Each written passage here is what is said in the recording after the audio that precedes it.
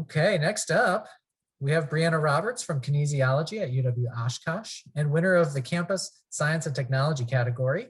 She's presenting on the extent helmet types have on helmet motion in American football collisions. Thank you. You may begin. Being from the state of Wisconsin, many of you may know someone who played American football at some point in their life. In a recent study published in the Journal of Pediatrics, it was found that at least 5% of youth football players ranging in age from 5 to 14 have received a concussion.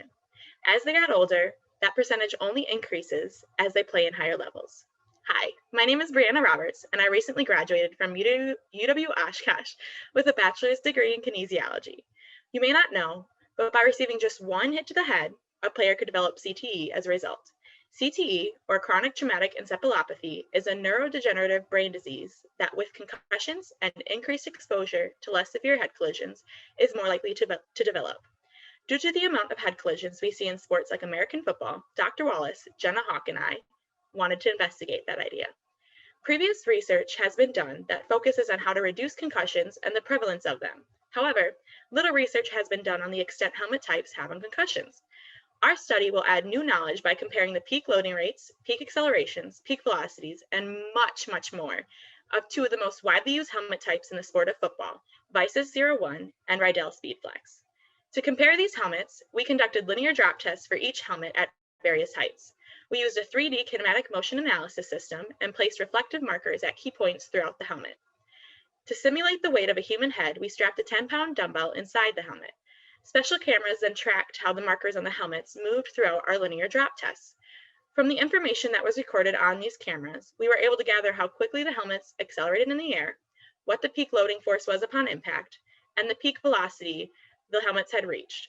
We also compared the data we found for one helmet type to the helmet's very own data collection system to test the accuracy of the safety and of the system itself. By comparing two of the most widely used helmet types in the sport of football, through the use of linear drop tests and motion analysis software, we were truly able to distinguish what type of helmet can reduce helmet motion the most.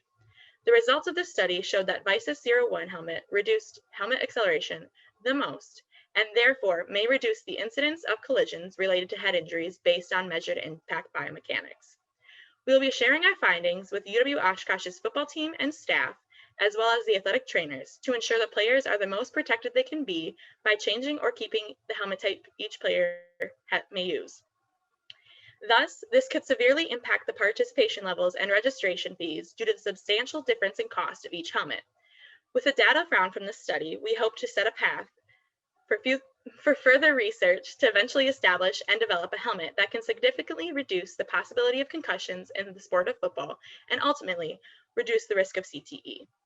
Thank you for listening, and feel free to ask any questions you may have. Thank you. Are there any questions from the judges? Brianna, is there a way for this to be standardized so that consumers and parents would know what the shelf life is of these helmets that get recycled year after year? Not that I'm aware. I will definitely talk to my professor about it. I really think there should be, because that way it's the consumers going into it know what helmet is the most beneficial for them, which one's sturdy enough, which one will protect the head the most, because the WiSys one obviously hasn't had a longer shelf life just because they recently went bankrupt, so they are no longer a business, even though they were the most efficient in reducing helmet motion, unfortunately. But as far as I'm aware, no, there is not.